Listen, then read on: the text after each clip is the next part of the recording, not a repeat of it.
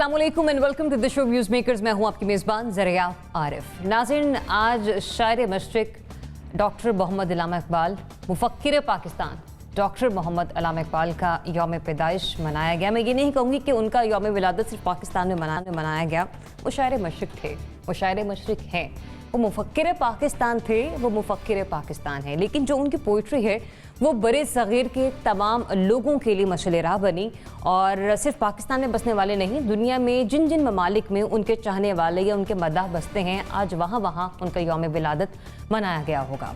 दूसरा, मैं ये भी कहूँ कि बचपन से हम एक शेर सुनते आए हैं और कभी भी किसी को क्लास में कहा जाता था कि अल्लामा इकबाल का एक शेर सुनाइए, तो वो खुद ही को कर बुलंद इतना कि हर तकदीर से पहले खुदा बंदे से खुद पूछे बता तेरी रज़ा क्या है। हम ये बचपन में सुना दिया करते थे। ये बड़ा बोरिंग लगा करता था हमें उस वक्त कि क्या क्लासरूम के चार्ट्स पर भी यही शेर हमें नज़र आता है। किसी उसमें चले जाते थे सेमिनार में, तो वहाँ पर भी जिसको उठा दिया जाए तो वही बच्चा ये वाला शेर सुना दिया किया करता था। लेकिन शायद हम उस वक्त भी इसके मानी और मफहूम समझने से कासिर थे। हम आज भी इसके मानी और मफहूम समझने से कासिर हैं। खुदी को कर बुलंद इतना, अगर हम इस पहले फ़िक्रे पर गौर कर लें तो दूसरा फ़िक्रा उस वक्त तक मुकम्मल नहीं होगा जब तक हम पहले फ़िक्रे पर काम ना करें। मैं मज़ीद ब्रीफ नहीं करूँगी अपना बाकी का ये कि हम किन टॉपिक पे बात करें, क्योंकि इट्सेल्फ पहले फ़िक्रे में ही इतनी अकाउंटेबिलिटी है जो इंडिविजुअली हमसे शुरू होती है। अगर हम कोविड की तरफ चले जाएँ तो हम बाद में आते हैं स्टेट की तरफ, बाद में आते हैं इंतज़ामी की तरफ, बाद में आते हैं गवर्नेंस की तरफ।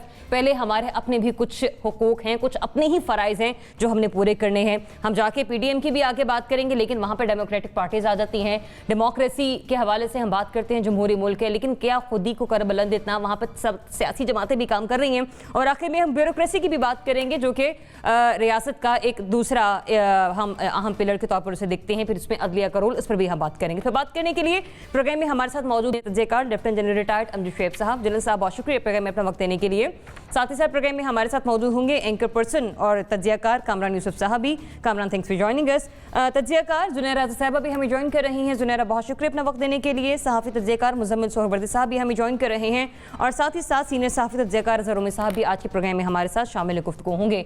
तो मैंने जैसे कि गुफ्तगू का आगाज़ किया अल्लामा इकबाल के खूबसूरत शेर के हवाले से, आज जनाब शिबली फराज साहब ने भी इसी शेर का हवाला देकर आज उन्हें ट्रिब्यूट पेश किया। और साथ ही साथ उनके कुछ अल्फाज थे जिसमें उन्होंने कहा कि शायर मशरिक ने हमें शुरू में ही हकीमाना दर्ज दिया था कि हम किस तरह से आगे लेकर अपनी कौमों को चल सकते हैं। खुदी का वलवला अंगेज़ पैगाम देकर दूसरों पर इन्हें सजाए, नौजवान नस्ल को अपनी दुनिया आप पैदा करने का हकीमाना दर्ज दिया। जनरल साहब, आपकी तरफ आऊंगी। सबसे पहले इसी शेर के फलसफे को लेकर जरा बताइएगा, क्या पाकिस्तान को उनके विजन के मुताबिक चलाया भी जाता है? हम इसमें सबकी बात करें, सिर्फ एक पॉलिटिकल पार्टी ने।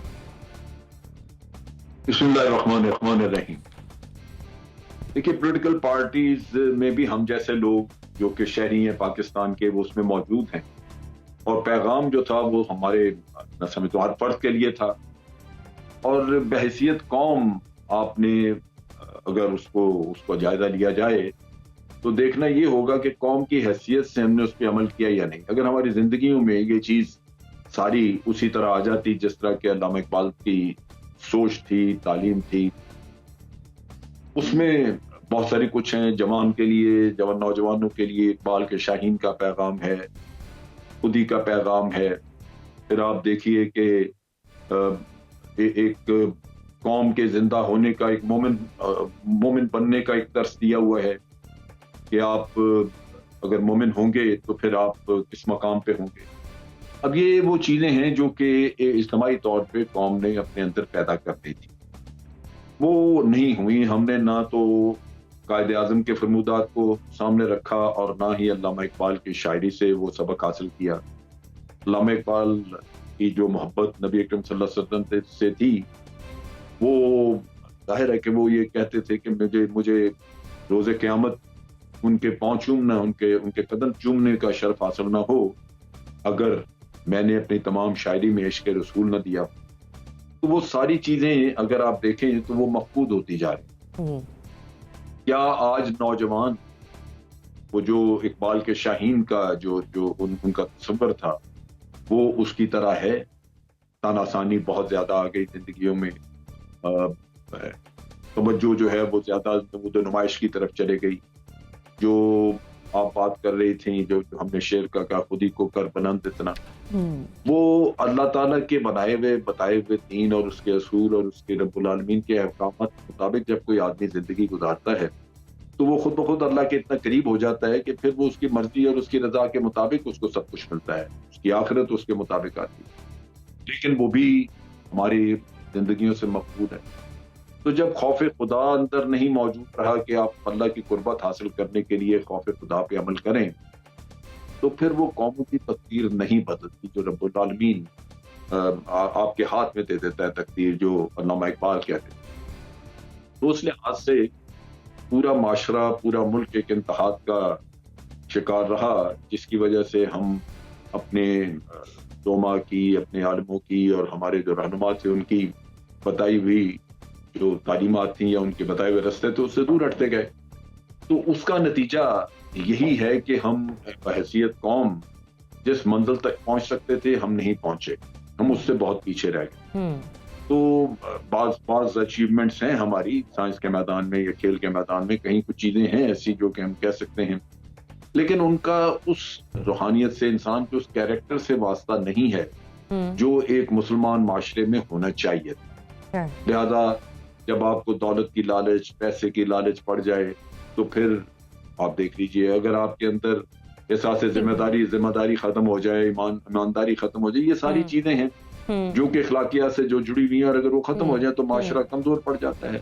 सबसे इंपॉर्टेंट चीज है माशरे में इंसाफ का हसूल होना। अगर इंसाफ आपके पास नहीं, आपको नहीं मिलता, तो जालिम जो जुल्म करता है उसका जुल्म बढ़ता जाएगा, क्योंकि इंसाफ नहीं।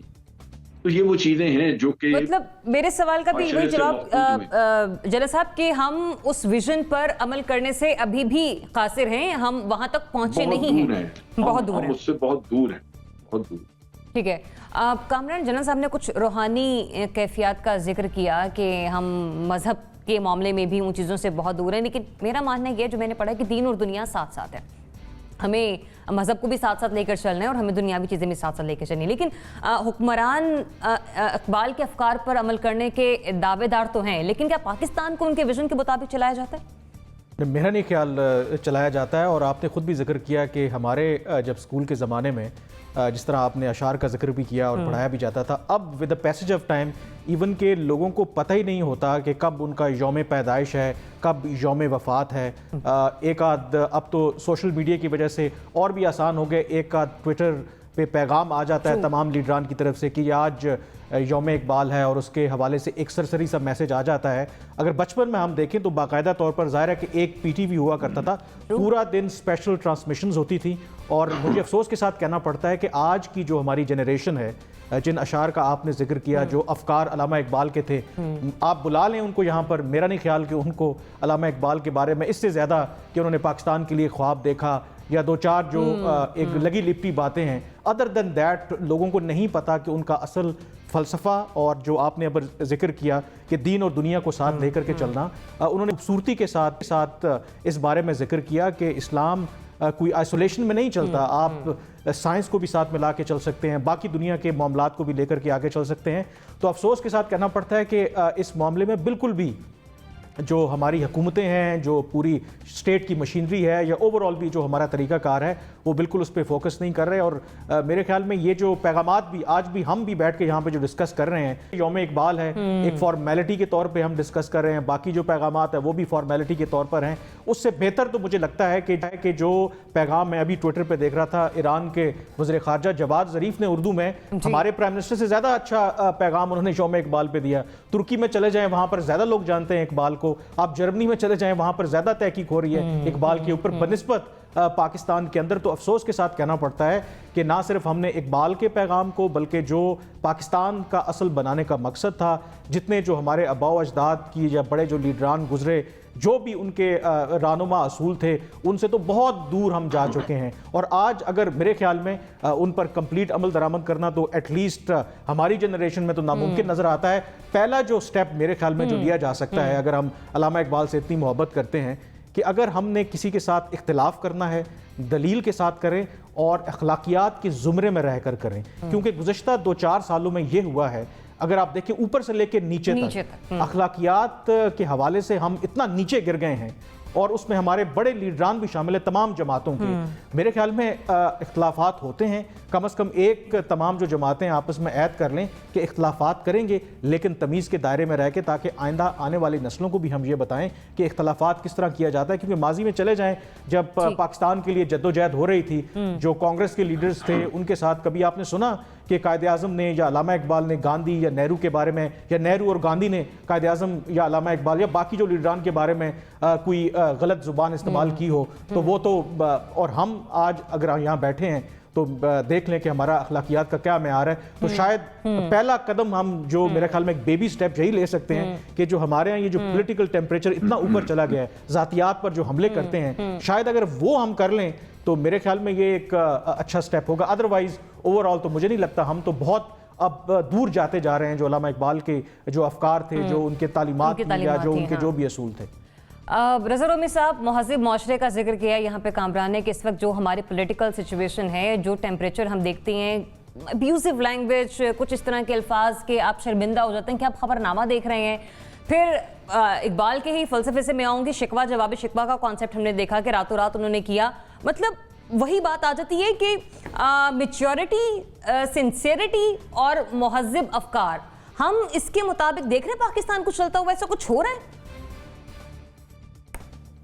زریاب, اس سے پہلے سبھی نے یہی کہا ہے کہ نہیں ہو رہا, اور میں ان سے اتفاق کرتا ہوں کہ ظاہری بات ہے کہ ہم نے وہ جو ہم مسئلہ یہ رہا ہے کہ ہم پٹری جو ہوتی ہے نا آزادی کے بعد 1947 کے بعد, ہم اس پٹری سے ہی اتر گئے تھے بحیثیت ایک معاشرہ اور بحیثیت ایک نوزائیدہ ریاست. اس میں جو ہوا ہے تاریخ میں وہ سب کے سامنے اس کو دہرانا ابھی آج پہ مناسب نہیں ہوگا. لیکن جو آپ نے اقبال کے حوالے سے بات کی, دیکھیے علامہ اقبال کا وہ بالکل روحانیت کا اور مسلمانوں کو دوبارہ سے بیدار کرنے کا جو پیغام تھا وہ آج بھی ریلیونٹ ہے.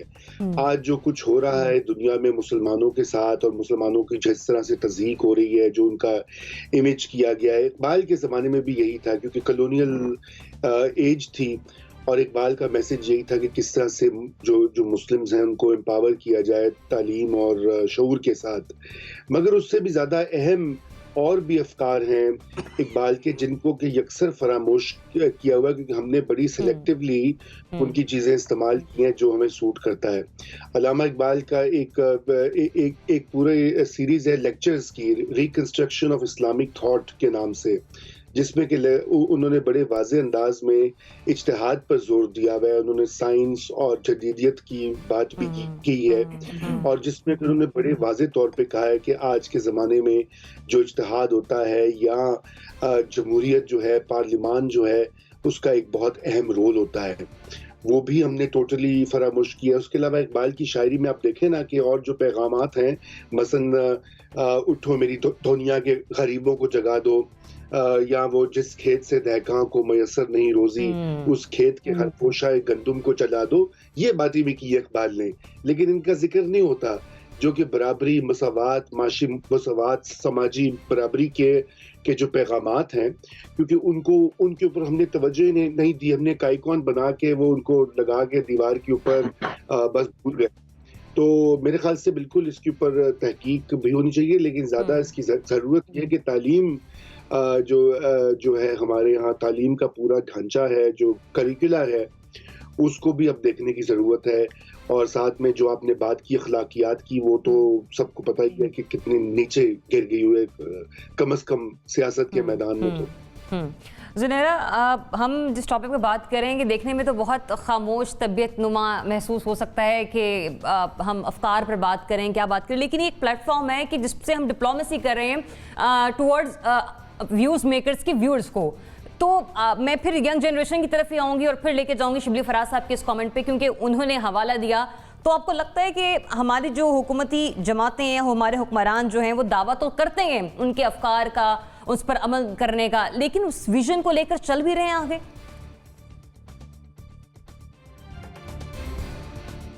آف کورس جیسے سارے کہہ رہے ہیں میں بھی یہی کہوں گی کہ بالکل نہیں لے کے چل رہے ویژن کو، بلکہ اف آئی مے سے کہ ہم اس کے بالکل اپوزٹ جا رہے ہیں تو شاید وہ زیادہ کریکٹ ہوگا. یہ میں اس لیے کہہ رہی ہوں کیونکہ یونیورسٹی آف کینٹ ہے برسلز میں، اور وہاں پہ انہوں نے پورا ایک ڈیڈیکیٹڈ ڈپارٹمنٹ بنایا ہوا ہے جہاں پہ علامہ اقبال کے اب تک جتنے ریسرچ اور تھیسس ورک ہوئے ہیں وہ ان سب کو پالیسی ڈومین میں امپلیمنٹ کرنے کا سوچ رہے ہیں کہ یہ کیسے ہو سکتا ہے. اب آپ دیکھیں کہاں شاعر مشرق اور وہ اس وقت مغرب میں پالیسی لیول پہ اگر اسٹڈی ہونا شروع ہو گئے ہیں تو پھر کسٹوڈین کون ہوا ان کی تھاٹ کا اور ان کے پروسیس کا سارے کا. تو وہ لوگ اس کو لے کے کہاں پہنچ گئے ہیں اور ہم لوگ تو بالکل ہی ڈکے کی طرف جا رہے ہیں. آئی وڈ سے رضا نے ذکر کیا reconstruction of religious thought in Islam کا.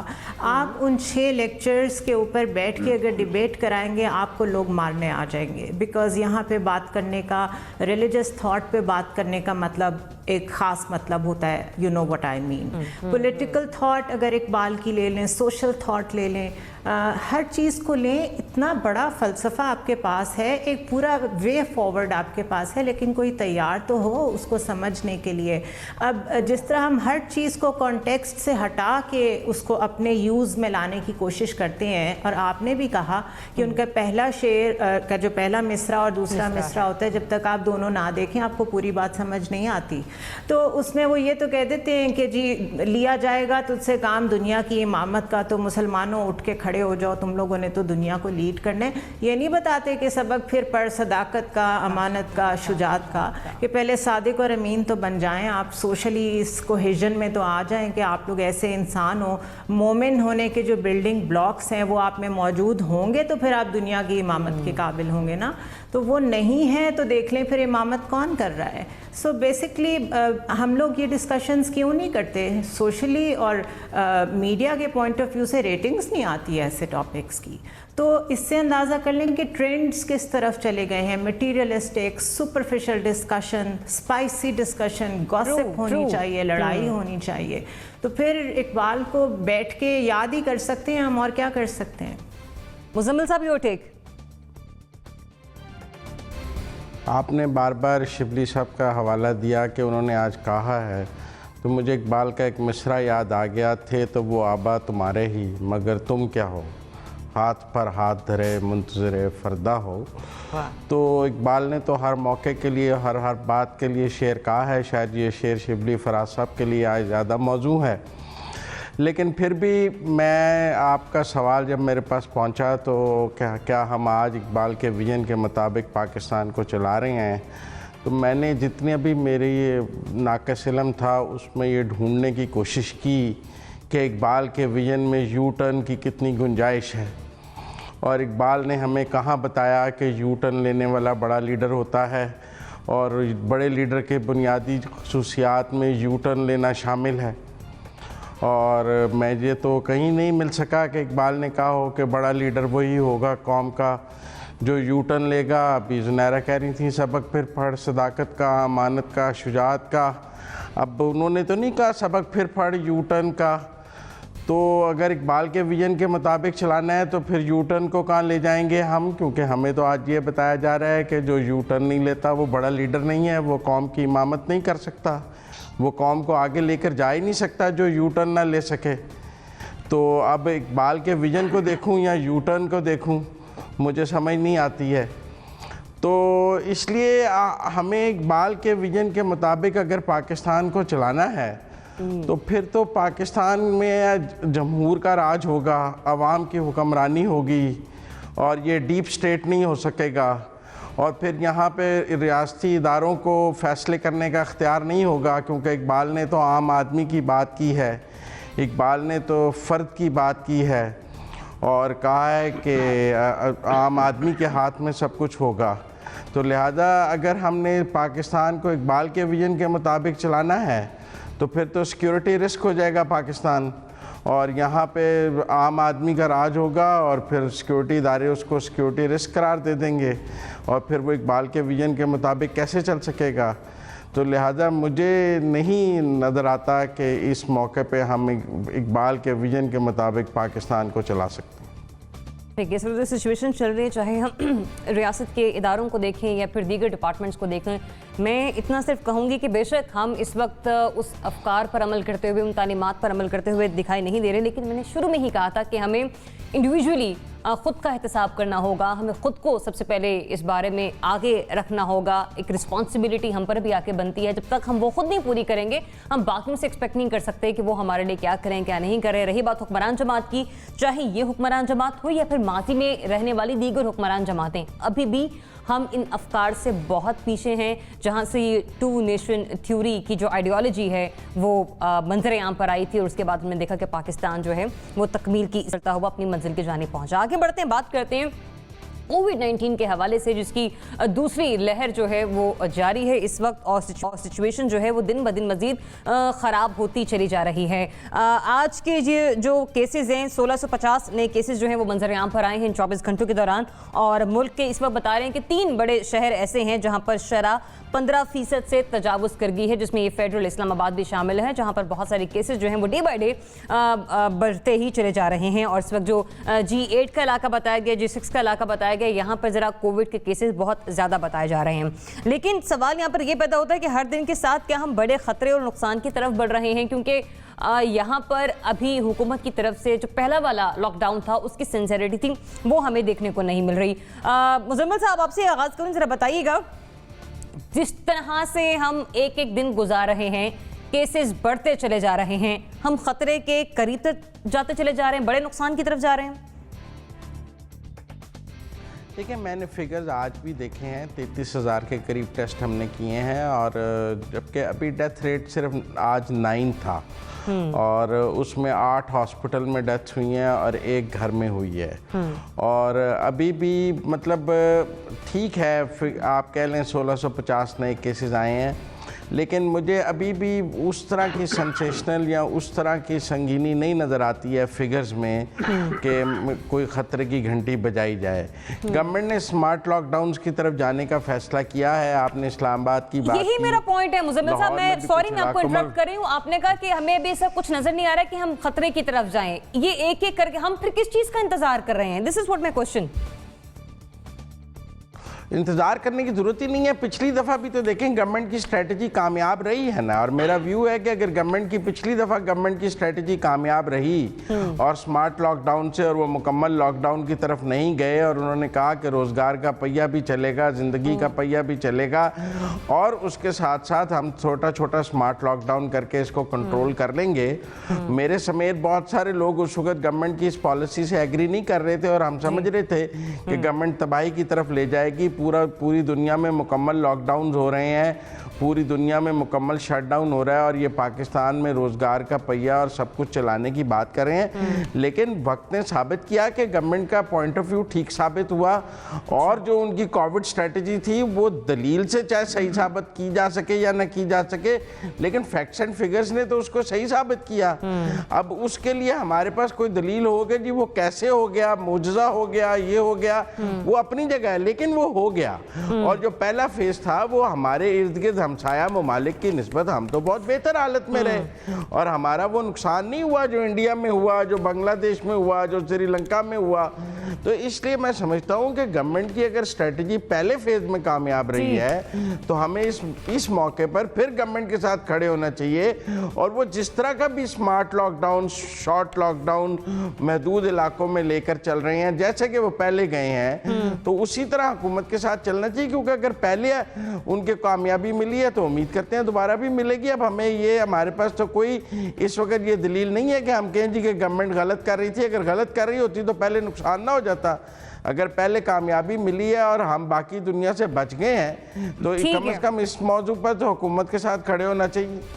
ठीक है, हमें हुकूमती पॉलिसीज़ के साथ खड़े होना चाहिए। कामरान, हुकूमती पॉलिसीज़ आपको नज़र भी आ रही हैं? अब दूसरा ये मैं ज़रा 11 शहर गिनवा दूँ, कराची, कोयटा, लाहौर, इस्लामाबाद, रावलपिंडी, हैदराबाद, गिलगित, मुजफ्फराबाद, पेशावर, यहाँ ये 11 हो गए हैं। ठीक है, इसके बावजूद भी आप समझते हैं कि नहीं, अभी भी हम ज़रा ख़तरे से पीछे हम नहीं जा रहे आगे खतरे की तरफ? دیکھیں آپ نے گورنمنٹ کی اسٹریٹجی کی بات کی تو گورنمنٹ کی جو اپنی جو حکمت عملی ہے اس کے اندر بہت زیادہ کنٹرڈکشن ہے. ایک طرف NCOC کی طرف سے باقاعدہ طور پر اسد عمر صاحب ظاہر ہے اس کو ہیڈ کرتے ہیں, جو ہمیں احتیاطی تدابیر کے بارے میں کہا جاتا ہے کہ آپ ماسک پہنیں اور بڑے اجتماع سے گریز کریں, لیکن ساتھ ہی ساتھ آپ کو تب حیرانی ہوتی ہے کہ اسی پچھلے ہی ہفتے وزیراعظم عمران خان نے KPK میں 2 بڑے اجتماع کیے اور وہاں پر ہزاروں کی تعداد میں لوگ موجود تھے, اور وہی وزراء باقاعدہ طور پر ٹویٹ کر کے یہ بتا رہے تھے کہ جو لوگ سمجھتے ہیں کہ تحریک انصاف کی جو پاپولیرٹی ہے وہ ختم ہو چکی ہے, یہ دیکھیں کہ لوگ جوک تر جوک کس طرح عمران خان کے جلسے میں آئے ہیں. لیکن وہ ساتھ یہ بات بھول جاتے ہیں کہ آپ اپنی بات کو کنٹرڈکٹ کر رہے ہیں کہ ایک طرف آپ اپوزیشن کو تنقید کا نشانہ بناتے ہیں کہ آپ دوسری لہر ہے کووڈ کی اور آپ اس طرح کے بڑے اجتماع کر رہے ہیں, اور خود جب یہ کام کر رہے ہیں تو اس کا مطلب یہ ہے کہ کہیں نہ کہیں پرابلم تو ہے. آپ میسج کیا دے رہے ہیں عوام کو؟ ایک طرف یہ پیغام دے رہے ہیں کہ کرونا کی لہر جو ہے وہ تیزی سے بڑھ رہی ہے, عام لوگوں سے یہ توقع رکھ رہے ہیں کہ وہ احتیاطی تدابیر اختیار کریں, سماجی فاصلہ رکھیں. دوسری طرف آپ بڑے اجتماع کر رہے ہیں, تو آپ لوگ کیا پیغام لیں گے؟ اس کا مطلب ہے تو اسی لیے لوگ سنجیدہ نہیں لیتے ان تمام معاملات کو. پہلے بھی ہمارے ذہنوں میں خدشات تھے, جو عام لوگ تھے انہوں نے کرونا کو ایک آپ سمجھ لیں کہ سازش سمجھا, اور جب پہلی لہر کے بعد ہمیں باقی جو خطے کے ممالک ہیں زیادہ نقصان نہیں ہوا, اب تو مجھے لگتا ہے کہ لوگ بالکل اس کی پرواہ نہیں کر رہے. حالانکہ جو کیسز آ رہے ہیں, جو سچویشن ہے وہ یقیناً الارمنگ ہے, اور یہ کہنا کہ کیونکہ پہلے فیز میں مارچ میں جب یا فروری میں جب یہ کیسز آئے ہمیں اتنا نقصان نہیں ہوا, اور اس چکر میں یا اوور کانفیڈنٹ ہونا کہ اس دفعہ بھی یہ دوسری ویو گزر جائے گی, تو میرا خیال ہے کہ یہ ایک صحیح حکمت عملی نہیں ہوگی. کیونکہ ظاہر ہے کہ جو ماہرین ہیں وہ یہ سمجھتے ہیں کہ شاید جب ٹیمپریچر ڈاؤن ہوتا ہے تو یہ جو کرونا کے جو کیسز ہیں اس میں اضافہ بھی ہوتا ہے, اور اس کی جو شدت ہے شاید وہ پھر زیادہ ہوتی ہے. تو میرے خیال میں یہ جو 3-4 مہینے کا پیریڈ ہے ہمیں اس میں احتیاط بالکل کرنی چاہیے, اور یہ اس صورت میں ہو سکتی ہے کہ جب گورنمنٹ کے قول و فعل میں تضاد نہ ہو. جب آپ لوگوں کو احتیاط کرنے کے لیے کہہ رہے ہیں تو آپ خود بھی احتیاط کریں, جب آپ سماجی فاصلے کی بات کر رہے ہیں تو آپ خود بھی سماجی فاصلوں کو برقرار رکھیں. ادروائز ابھی تک یہی ہو رہا ہے کہ گورنمنٹ جو پیغام دے رہی ہے لوگ اس کو ہنسی مذاق میں اڑا رہے ہیں, اس کو سیریس نہیں لے رہے. اچھا زنیرہ, آپ کی طرف میں آؤں گی سوال کا مزید خلاصہ کر کے. حکومت پالیسیاں بنا رہی ہے, قوانین بنا رہی ہے, لیکن عوام کو اس پر عمل درآمد کروانے میں ناکام ہو رہی ہے. ادھر عوام ہے دوسری سائڈ پہ جو کہ ان پالیسیز پر, ان قوانین پر عمل درآمد نہیں کر رہے, جانتے ہوئے کہ کورونا کتنا خطرناک ہے. تو حکومت اور عوام ہم مل کر اس خطرے کی طرف بڑھ رہے ہیں.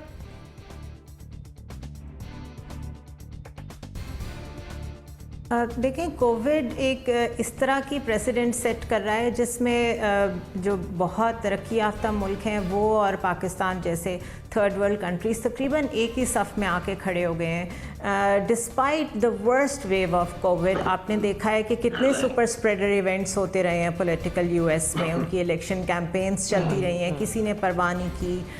ماسک کے اوپر بہت سیاست ہوئی. انگلینڈ میں ابھی لاک ڈاؤن ہے, ٹیئر 3 کا لاک ڈاؤن ہے جو کہ بڑا سویئر کنسیڈر ہوتا ہے, لیکن لوگ احتجاج کر رہے ہیں کہ ہم گھر بیٹھنے کو تیار نہیں ہیں. پاکستان میں میرے خیال ہے کہ whatever the geo fencing did اور جس طریقے سے NCOC نے کام کیا وہ بڑا انپریسیڈنٹڈ تھا. ویدر وی لائک اٹ اور ناٹ, یہ کریڈٹ جیسے مزمل صاحب کہہ رہے ہیں ان کو دینا پڑے گا. اور جو پہلا ویو کا ہمارا تجربہ تھا وہ بہت کامیاب رہا.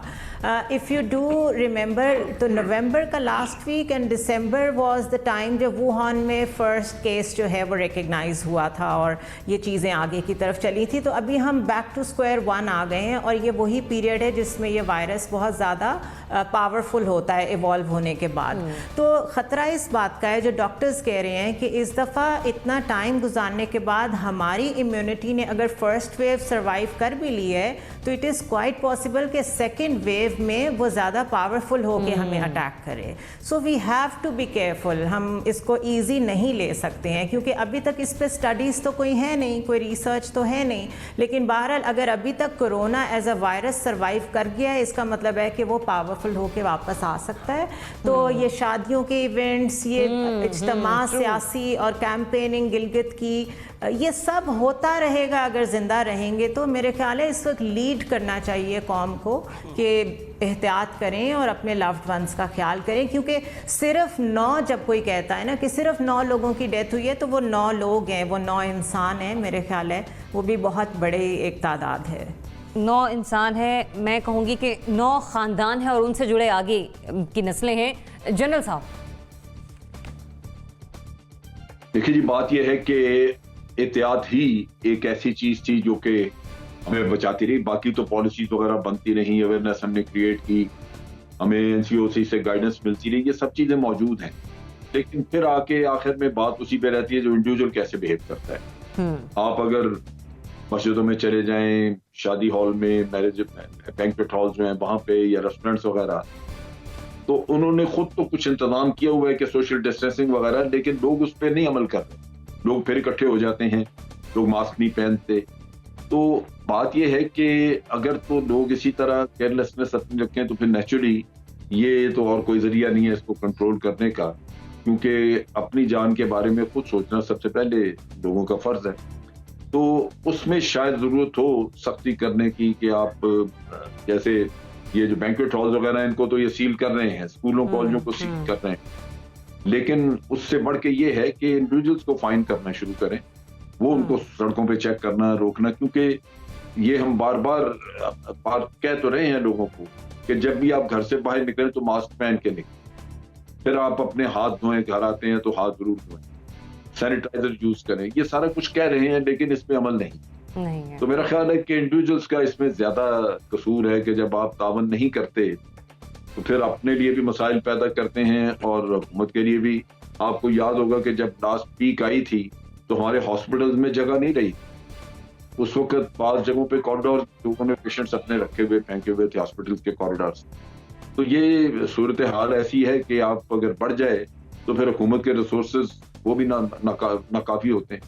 तो ये जरूरी यही है कि इंडिविजुअल लेवल पे आप अपने एहतियाती तदाबीर पे ज्यादा तवज्जो दें, ज्यादा जोर दें, और उसमें अगर हुकूमत को सख्ती करनी पड़ती है तो बिल्कुल की जानी चाहिए।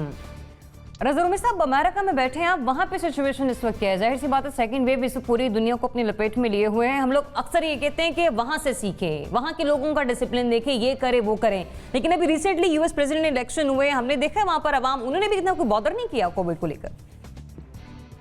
जी, बात ये है कि ये बिल्कुल यूएस में तो बहुत बुरा हाल है। अगर आप देखें रोजाना 1 लाख से ज्यादा केसेस पिछले 1 हफ्ते से जो हैं रिपोर्ट हो रहे हैं। मगर यहाँ पर जो है कि यहाँ पर अनफॉर्चुनेटली इतनी पोलराइजेशन है कि ये डिपेंड करता है कि आपका सियासी व्यू क्या है, आप कहाँ रहते हैं। बहुत से लोग हैं जो एहतियात करते हैं और बहुत से हैं जो ट्रम्प के सपोर्टर्स हैं वो तो बिल्कुल एहतियात नहीं कर रहे थे इलेक्शन के दौरान, इलेक्शन के दिन भी। लेकिन जो बाइडेन सपोर्टर्स, इसीलिए आपने देखा कि 10 मिलियन के करीब लोगों ने जो है बजरिया डाक या पहले जाकर सोशल डिस्टेंसिंग के साथ वोट कर दिया। तो इस तरह से एक तकसीम शुदा मामला है। लेकिन चूंकि कोविड की ये दूसरी वेव अब है दुनिया भर में इस वक्त प्रिवेल कर रही है, तो एहतियात बिल्कुल लाजिम है। और मैं समझता हूँ जो पाकिस्तान का पहला कामयाब जो फेज था जिसका जिक्र अभी किया सब पार्टिसिपेंट्स ने, उसमें एक चीज जो हमें नहीं भूलनी चाहिए कि हमने बहुत सारे इक़दाम उठा लिए थे। मसलन स्कूल कॉलेजेस बंद कर दिए थे, शादी हॉल, सिनेमाज, इस तरह की जो पब्लिक प्लेसेस थी। आई थिंक सब मसाजिद का मसला रह गया था, वहाँ पे वो नहीं मान रहे थे मौलवी साहिबान। लेकिन वो जो इक़दाम उठाए गए उनका फायदा बिल्कुल हुआ, और उनका फायदा ये हुआ कि मजीद हम एक जो स्प्रेड था एक बहुत वाइड किस्म का, उससे बच गए। और अभी भी जैसे अभी सब कह रहे हैं कि एहतियात लाजिम है। अगरचे के पहला जो वेव थी उसको हमने अच्छी तरह हैंडल कर लिया, या कुछ इम्यूनिटी भी है, लोग इसके ऊपर साइंसदान देख भी रहे हैं कि क्या वजह है कि जनूबी एशिया में खुसूसन पाकिस्तान में ऐसी क्या इम्यूनिटी है इस वायरस से जिससे कि इतनी बड़ी तादाद में लोगों को ये नहीं लाहक हुए, वायरस नहीं गया। लेकिन वो एक अलग बहस है। अभी तो सरे फहरिस्त जो मामला है वो ये है कि एहतियात की जाए اور یہ جو پبلک اجتماعات ہیں، اسمارٹ لاک ڈاؤن جو ہے اس کو دوبارہ سے نافذ کیا جائے. کچھ ہی دیر کی بات ہے. اور اب ویکسین آج کی اچھی جو خبر ہے کہ ایک ویکسین ہے وہ 90% افیکٹو ہے فائزر کی، اور وہ جو ہے اس سے دنیا بھر میں اسٹاک مارکیٹس جو ہیں وہ اوپر جا رہی ہیں. تو یقیناً یہ چند اور مہینوں کی بات ہے، یہ ویکسینز بھی رول آؤٹ ہونا شروع ہو جائیں گی. بالکل، میں آپ ہی کے یہ سجیشنز بالکل لاسٹ میں لوں گی کہ کچھ ہی دنوں کی بات ہے، اور پینل کو آپ نے دیکھا کہ ان کے ویو باکس میں گرین لائٹ بلنک کر رہی ہے، اور سبھی یہ کہہ رہے ہیں کہ ہاں ہم ڈے بائی ڈے ایک نئے خطرے کی طرف بڑھ رہے ہیں. تو میں آپ لوگوں سے ریکویسٹ کروں گی کہ یہ سیزن جو ہے وہ بیڈنگ سیزن ہے، تو احتیاط کر لیجئے. ہم نے کووڈ پینڈیمک ڈیز میں بھی محدود سی ایک گیدرنگ رکھ کر گھروں میں شادیاں نمٹائی ہیں، تو بہتر یہ ہوگا کہ اسکول، کالج اگر یونیورسٹیز کھلی ہوئی ہیں اور ابھی ہم ان کو بند کرنے کی طرف نہیں جا رہے، بار کھلے ہیں، حکومت وہاں پر بھی ابھی کسی بھی قسم کی کوئی پابندی عائد نہیں کرے، تاکہ معیشت کا پہیہ چلتا رہے، لوگ بے روزگار نہ ہو، معاشی طور پر ہم کولیپس نہ کریں. تو یہ جو شادیوں والا سیزن ہے، ذرا وہاں پر بھی آپ لوگ احتیاط کریں، کوشش کر لیں کم لوگوں کو بلا لیں، چھوٹا فنکشن کر لیں، تاکہ آپ اور آپ کے پیارے اس مہلک وائرس سے بچے رہیں. مجھے بڑھنے ایک بریک کی طرف اسٹے ٹیونڈ.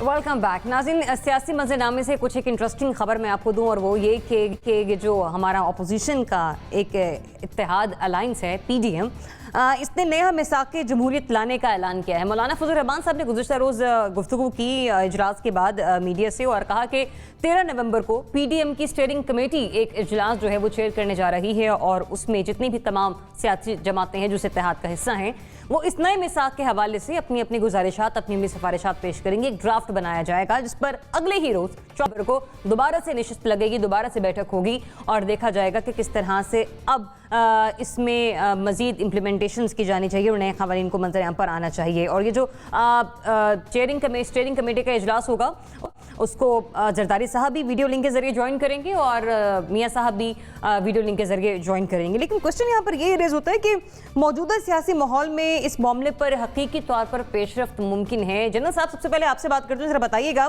جس قسم کا پولیٹیکل ٹیمپریچر ہم اس پاکستان میں دیکھ رہے ہیں، کچھ سوچ سمجھ کے یہ جماعتیں بیٹھیں گے ایک ساتھ کہ کوئی نیا میثاق، کوئی نیا معاہدہ بنایا جاتا ہے تاکہ کچھ بہتری کی طرف جایا جا سکے؟ حقیقی طور پر پیش رفت ممکن ہے؟ کیونکہ ان سبھی کی خواہش پر یہ ڈرافٹنگ ہوگی نا سب کچھ. دیکھیے، ایک تو ان کے امیجیٹ گولز ہیں کہ فوری طور پہ ہمیں کیا ملنا چاہیے، اور کچھ گولز ہو سکتے ہیں کہ آئندہ کے لیے کیا طریقہ کار ہو. جو فوری طور پہ ہیں ان میں تو آپس میں ان کی مماثلت نہیں ہے، آپس میں ان کا ایک جیسی سوچ نہیں ہے، اور مختلف پارٹیوں کے عزائم مختلف ہیں. اس میں ہم بات کرتے رہے ہیں، مولانا پہلے دن سے ہی چاہتے تھے کہ یہ سسٹم آگے نہ چلے، اور نون لیگ اگر چاہ رہی ہے کہ کسی نہ کسی طرح گورنمنٹ کو ٹاپل کیا جائے تو وہ خواہش دوسروں کی بھی ہو سکتی ہے، لیکن نئے الیکشن پیپلز پارٹی نہیں چاہتی، وہ وہاں پہ اپنے طور پہ منظور. تو میثاق جمہوریت میں آئندہ کے لیے تو آپ کہہ سکتے ہیں کہ جب الیکشن ہو تو پھر ہمارا رویہ یہ ہوگا، یا جس طرح پہلے میثاق جمہوریت ہم نے بنایا تھا اس میں اداروں کے ساتھ ریلیشن شپ کی بات تھی، وہ چیزیں آپ طے کر سکتے ہیں. ان میں بھی ہم نے یہ دیکھا کہ بالآخر امپلیمنٹیشن کا مسئلہ موجود رہا. میثاق جمہوریت ہو تو جاتا ہے، ہو بھی جائے گا، آگے بھی کر لیں گے کوئی نہ کوئی طے، ایک دوسرے کے لیے کچھ پابندیاں بنا لیں گے، لیکن وقت آتا ہے تو پھر جس کو جو چیز ہوئی وہ وہی کرتا ہے. جب پہلا میثاق جمہوریت سائن ہوا تو اس کے فوراً بعد محترمہ بے نظیر جو ہیں وہ مشرف کے ساتھ اپنے معاملات طے کر رہی تھیں، اور میثاق جمہوریت میں طے ہوا تھا کہ آئندہ اسٹیبلشمنٹ سے کوئی رابطہ نہیں کرے، لیکن رابطے موجود تھے، اور ان رابطوں کے ساتھ ساتھ آپ نے انڈورو بھی کروایا. تو آج بھی صورتحال وہی نظر آتی ہے کہ اگر کسی کو کچھ اور ضرورت پڑی تو وہ اپنے طور پہ اپنا رستہ اپنا لے گا، باوجود اس کے کہ میثاق جمہوریت موجود ہو. یہ ہماری سیاست کا المیہ ہے، لہٰذا کر لینے سے کوئی مجھے اتنی توقع نہیں کہ یہ میثاق جمہوریت آ گیا تو ہماری سیاست میں کوئی بہت بڑی تبدیلی آ جائے گی، وہ نہیں ہو. اچھا، کامران، یہ میثاق جمہوریت کا جو معاملہ ہے اس میں کسی ایک فریق کے چاہنے نہ چاہنے سے کچھ نہیں ہوگا. اس رسی کا ہمیں دوسرا سرا بھی دیکھنا تو جا کے گورنمنٹ سے ملتا ہے. آپ کو شروع میں یاد ہوگا شہباز شریف صاحب نے اسمبلی فلور پر میثاق معیشت کی بات کی تھی. اگر ہم سب نے کہا تھا اگر ایسا ہو جاتا تو اکانومی ذرا بیلنس ہوتی. اس بار دوبارہ سے رینیو کیا جا رہا ہے میثاق جمہوریت کے معاملے کو. کوئی حقیقی پیش رفت؟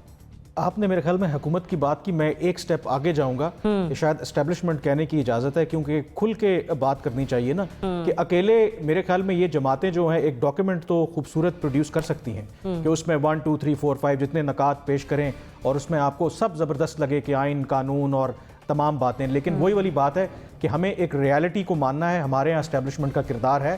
خود جنرل صاحب نے جب ذکر کیا کہ ماضی میں 2007 میں جب میثاق جمہوریت ہوا بے نظیر بھٹو اور نواز شریف کے دوران، اور اسی اسنا میں کچھ بلکہ اسی دوران ہی بے نظیر بھٹو صاحبہ مشرف اور ان کے جو بھی ایڈس تھے ان کے ساتھ مل کے NRO کے بارے میں کر رہی تھیں. لیکن اس کے اندر یہ ایکنالجمنٹ بھی ہے نا کہ آپ کس کے ساتھ بات چیت کرتے ہیں. مطلب میں اگر کسی کے ساتھ بات چیت کرنے جا رہا ہوں تو اس کا مطلب ہے کہ اگلے شخص کے پاس یا ادارے کے پاس کوئی اختیار ہے نا. مجھے اگر سیاست میں واپس آنا ہے تو اس کا مطلب ہے کہ کہیں نہ کہیں جو اگلا ادارہ ہے وہ طاقتور ہے. تو اس چیز کو بھی تو ماننا پڑے گا نا. تو اس کا مطلب آپ بالکل ٹھیک کہہ رہی ہیں کہ ایک فریق تو سیاسی جماعتیں یا اپوزیشن کی جماعتیں ہوں گی، جو دوسرا فریق ہے باقی جو سٹیک ہولڈرز ہیں اگر وہ بیچ میں شامل نہیں ہوں گے تو اگر آپ ایک میثاق جمہوریت اور لے بھی آئیں گے تو اس کا فائدہ نہیں ہوگا. اس لیے میرے خیال میں اس سے پہلے بھی بہت لوگ اپوزیشن کے اندر بھی اور باقی لوگ بھی یہ بات کر چکے ہیں کہ شاید ہمیں پاکستان کے اندر ایک گرینڈ ڈائلاگ کی ضرورت ہے. اس کے اندر تمام سیاسی جماعتیں بھی شامل ہوں، اسٹیبلشمنٹ بھی شامل ہو، سپریم کورٹ بھی شامل ہو، تمام جو سٹیک ہولڈرز ہیں وہ شامل ہوں اور دیکھیں کہ پاکستان کو آگے لے کر کے کس طرح چلنا ہے. اپنے ذاتی مفادات آپ ایک طرف رکھیں اور کسی منیمم ایجنڈے پر آپ اتفاق رائے کریں. اگر ایسا کوئی کام کریں گے پھر تو ہوگا. ادروائز بالکل جو جنرل صاحب کہہ رہے ہیں کہ وقتی طور پر میثاق جمہوریت بن جائے گا، لیکن جیسے جیسے جس جماعت کو جو اپنا مفاد سوٹ کرے گا وہ ممکن ہے کہ اسٹیبلشمنٹ کے ساتھ پچھلے دروازے سے دوبارہ بات چیت کر کے انٹری مار دیں اور پھر جو سارا جو کانسیپٹ ہے میثاق جمہوریت کا جو ماضی میں جس طرح سے ختم ہوا دوبارہ ختم ہو جائے گا. ریئلسٹکلی اس کو دیکھنا پڑے گا اور ریئلسٹکلی یہ کہ تمام سٹیک ہولڈرز کو جب تک آپ شامل نہیں کریں گے تو کوئی ویری شارٹ ٹرم کہ یہ میثاق جمہوریت کم گیو اینڈ ٹیک کا معاملہ ذرا زیادہ ہوگا. ایک باقی پارٹیسپینٹس کی طرف جانے بریکنگ ذرا میں وہ اناؤنس کر دوں. پرائم منسٹر کی زیر صدارت پولیٹیکل کمیٹی کا ایک اجلاس ہوا ہے جس میں پرائم منسٹر نے کہا کہ تمام معاشی اشاریے مثبت سمت میں آگے بڑھ رہے ہیں. اپوزیشن مہنگائی سے متعلق حکومت کے خلاف پروپیگنڈا کر رہی ہے جبکہ سابق حکمرانوں کی غلط پالیسیوں کا نقصان آج عوام کو بھگتنا پڑ رہا ہے. 2 سال کی محنت سے معیشت کو پاؤں پر کھڑا کیا، یہ پرائم منسٹر کے الفاظ ہیں. انہوں نے اجلاس میں موجودہ سیاسی صورتحال پر غور و فکر کیا. ملکی معاشی صورتحال اور حکومت کی میڈیا حکمت عملی کا بھی بغور جائزہ لیا گیا. وزیر اعظم نے اقتصادی ٹیم کو معاشی کامیابیوں کو میڈیا پر اجاگر کرنے کی ہدایت بھی کی ہے. پرائم منسٹر یہ بھی کہتے ہیں کہ سوات اور حافظ آباد کے جلسوں سے ثابت ہو چکا کہ عوام کا ہم پر اعتماد قائم ہے. Tehreek Insaf Gilgit Baltistan election clean sweep کرے گی. تو پولیٹیکل کمیٹی کا یہ اجلاس ہوا جسے چیئر کر رہے تھے خود prime minister of Pakistan Imran Khan. مجھے اگر آپ ایڈ کرنے دیں یہ جو بات وزیر اعظم عمران خان کر رہے ہیں، ہمارے ہاں المیہ پتہ ہے کیا ہے کہ جب آپ اقتدار کے ایوانوں میں بیٹھتے ہیں تو آپ کا جو حقیقی زمینی حقائق ہے نا اس سے آپ کا ڈسکنیکٹ ہوتا ہے. یا تو آپ کو پتہ نہیں ہوتا یا جو آپ کے ارد گرد لوگ ہوتے ہیں وہ صرف اچھے کی تصویر آپ کو بتاتے ہیں. اگر وزیر اعظم صاحب کا یہ خیال ہے کہ پاکستان کی معیشت صحیح سمت پر جا رہی ہے تو پھر میں یہی کہوں گا کہ اللہ ہی حافظ ہے، کچھ نہیں ہونے والا. کیونکہ اگر آپ اکنامک ایکسپرٹ سے بات کر لیں، عام لوگوں سے بات کر رہے ہیں، حالات ایسے نہیں ہیں. رضا رومی صاحب، میثاق جمہوریت بتائیے گا کچھ پازیٹیو ہم امید رکھیں آگے اپنے پولیٹیکل اس کنڈیشن میں جو ٹیمپریچر ہے ہمارا؟ دیکھیے میثاق جمہوریت جو ہے وہ ایک سنگ میل تھا 2006 میں جب وہ بنا، اور اسی کی وجہ سے آپ نے دیکھا کہ جو پاکستان میں ایک سپیل آیا اور جو بھی چل رہا ہے جمہوریت کا اس میں بہت زیادہ اس کا جو ہے رول ہے. بلکہ آپ نے دیکھا کہ 2008 میں جب پی پی پی کی گورنمنٹ آئی، اگرچہ کہ ان کے آپس کے اختلافات تھے اور انہوں نے وائلیشنز بھی کی، مگر اس وقت بھی leader of the opposition Nawaz Sharif نے بالکل بھی اس گورنمنٹ کو گرانے کی کوشش نہیں کی، کہ کوئی بھی بیک ڈور ڈیل نہیں کی. وہ بات ٹھیک ہے کہ انہوں نے پنجاب میں انٹروین کیا اور وہ میمو گیٹ کیس میں چلے گئے تھے شریف صاحب، لیکن ایک انڈرسٹینڈنگ تھی. اور اس کے بعد یہی چیز جو ہے 2014 کے دھرنے میں آپ نے دیکھا کہ جب نواز شریف جو ہے وہ پریشر میں تھے تو اس وقت پارلیمنٹ جو ہے اور اسپیشلی جو بڑی اپوزیشن پارٹی تھی PPP، وہ انہوں نے وزیر اعظم کا ساتھ دیا کہ وہ ان کی گورنمنٹ کو نہیں فال کرنے دیں گے. تو یہ روایات جو ہیں یہ ماضی کی جو ہماری تلخ حقائق ہیں ان کو بدلنے کا ایک ذریعہ ہوتی ہیں. اور اگر یہ ابھی ہو رہا ہے تو اس میں دو جو فیکٹرز ہیں وہ بہت اہم ہیں. نمبر ایک تو یہ کہ PDM کے اندر چونکہ اختلافات ہیں، مختلف سوچ اور نظریات ہیں، اور ان کو یہ بھی شاید خدشہ ہے کہ ان کو جو ہے PDM کو ٹوٹ نہ جائے یا اس کو توڑا نہ جائے. تو شاید یہ بات اس کی بھی ایک عکاسی کرتی ہے کہ جو ان کا بھی اتحاد ہے وہ برقرار رہے، کیونکہ مختلف جو سیاسی پلیئرز ہیں ان کے مختلف ٹارگٹس ہیں. اور دوسرا اس میں امپورٹنٹ فیکٹر یہ ہے کہ جو آنے والے چند مہینوں میں اپوزیشن کو بہت امید ہے کہ کوئی تبدیلی کچھ نہ کچھ ہوگی، ویدر ان ہاؤس چینج ہوتی ہے. دوسرے کے لیے دروازے کھلے جا رہے ہیں رضا رومی صاحب یہ مساق جمہوریت کو رینیو کرنے کے حوالے سے، رائٹ مزمل سہروردی صاحب ایسے ہی ہے؟ میں سمجھتا ہوں یہ بہت ٹائملی موو ہے، اور جو لوگ یہ کہتے ہیں کہ پچھلے مساق جمہوریت کا کوئی فائدہ نہیں ہوا، وہ یہ کیوں بھول جاتے ہیں کہ اس وقت بھی اسٹیبلشمنٹ نے ملک کی دونوں بڑی سیاسی جماعتوں کی قیادت کو ملک سے باہر رکھا ہوا تھا، اور وہ برملا جلسوں میں کہتے تھے کہ ہم ان کو واپس نہیں آنے دیں گے اور ان کا پاکستان کی سیاست میں کوئی کردار نہیں ہے. اور اس وقت بھی ایک کنگز پارٹی بنائی گئی ہوئی تھی اور اس کنگز پارٹی کے ذریعے ملک کو چلایا جا رہا تھا اور دونوں بڑی جماعتوں کو اور ان کی قیادت کو پاکستان آنے نہیں دیا جا رہا تھا. اور وہ چارٹر آف ڈیموکریسی نے نہ صرف اسٹیبلشمنٹ کو ان دونوں کو واپس ملک میں آنے دیا بلکہ ان کو NRO بھی دیا، بلکہ اس کے بعد ان کو اقتدار دینے پر بھی مجبور ہو گئی اسٹیبلشمنٹ. اور وہ ایک بہت کامیاب ڈاکومنٹ تھا، اور جتنی بڑی وہ سکسیس سٹوری تھی اس کا ہم یہ سکسیس کا پہلو بھول جاتے ہیں کہ اس نے پوری پالیٹکس کو بدل دیا پکڑ کے رکھ کر ایک ڈاکومنٹ نے، اور اسٹیبلشمنٹ کو بالکل نیل ڈاؤن کرنے والی بات تھی. اب جو نئے چارٹر آف ڈیموکریسی کی بات کر رہے ہیں، میں سمجھتا ہوں یہ بہت ٹائملی چیز ہے. دیکھنا یہ پڑے گا کہ اس کے نئے کے خد و خال کیا ہیں، اس کی زبان کیا ہے. اور اگر تو یہ ایک سخت زبان میں اور سخت خد و خال کے ساتھ سامنے آتا ہے، کیونکہ اس وقت PDM میں یہ لگ رہا ہے کہ نواز شریف کا بیانیہ بھاری ہے، جس طرح مولانا فضل الرحمان اور بلوچ قوم پرست جماعتیں ANP اور دیگر جماعتیں نواز شریف کے بیانیے کے ساتھ کھڑی ہیں، ان میں ہمیں PDM میں پیپلز پارٹی کی سوچ حاوی نظر نہیں آتی ہے. اور ایسا لگتا ہے کہ پیپلز پارٹی کو ان 11 جماعتوں کے ساتھ 10 جماعتوں کے ساتھ بالآخر جانا ہی پڑے گا، کیونکہ دوسری طرف جانے کا راستہ پیپلز پارٹی کے پاس موجود نظر نہیں آ رہا. اب بات اسٹیبلشمنٹ کی جائے یا نام لیے جائیں، بات تو ایک ہی ہے، کان ادھر سے پکڑ لیں یا ادھر سے پکڑ لیں. اگر لڑائی صرف اتنی ہے کہ لفظ اسٹیبلشمنٹ یوز کرنا ہے یا نام لینے ہیں تو یہ تو کوئی لڑائی نہیں ہے نا. اور یہ اب نئے چارٹر میں طے ہو جائے گی یہ بات بھی، اور کافی حد تک ایسا لگ رہا ہے کہ نواز شریف کے بیانی کے مطابق طے ہو جائے گی. میں سمجھتا ہوں جتنی بڑی سکسیس سٹوری پہلا چارٹر آف ڈیموکریسی تھا، دوسرے چارٹر سے بھی ویسی ہی کامیابی کی بہت امیدیں کی جا رہی ہیں. اور ایسا لگ رہا ہے کہ جو پولیٹیکل آئسولیشن ہے عمران خان کی بھی اور سلیکٹرز کی بھی، ان کے اس کے لیے یہ خطرہ ہوگا.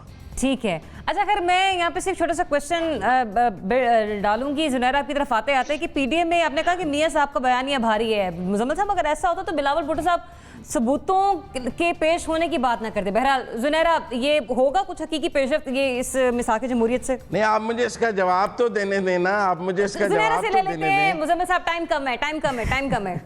زنیرہ جی دیکھیں، بات یہ ہے کہ ہم ایسے دور میں رہ رہے ہیں جہاں پہ سچ بھی اپنا ہے، ہسٹری بھی اپنی ہے. تو میں بھی وہ والا سچ بول دیتی ہوں یا وہ والی بات کہہ دیتی ہوں جو میں سمجھتی ہوں، اس سے فرق کوئی نہیں پڑے گا. صرف دیکھنے کی چیز یہ ہے کہ جو مساق جمہوریت پہلے ہوا تھا، کیونکہ میں personally I am a great admirer of Benazir Bhutto, وہ ان کی پریزنس میں سائن ہوا تھا اور ان کے ایگری کرنے سے سائن ہوا تھا، تو میں سمجھتی ہوں وہ بڑا زبردست ڈاکیومنٹ تھا، اس میں پولیٹیکل تھاٹ بہت اچھی تھی. تو اگر اسی کو نکال کے اسی میں کچھ ایڈ کر لیں تو میرا خیال ہے کام بڑی جلدی ہو سکتا ہے. وہ اتنا افیکٹو ڈاکیومنٹ تھا، نمبر 1. نمبر 2، ہماری جماعتیں تو ایک ایک الیکشن پہ بکھر جاتی ہیں، وہ تو ایک ایک معاملے پہ ایک دوسرے کے خلاف کورٹ چلی جاتی ہیں. کوئی کامن گراؤنڈز نہیں ہے ان کی، کوئی پاکستان فرسٹ یا واٹ ایور فرسٹ کا ایسا نعرہ نہیں ہے جس یارڈ سٹک پہ میں ان کو میئر کر سکوں کہ ہاں ایٹ لیسٹ ان باتوں پہ 2 جماعتیں، 11 تو بہت دور کی بات ہے، یہ 2 جماعتیں اکٹھی ہیں.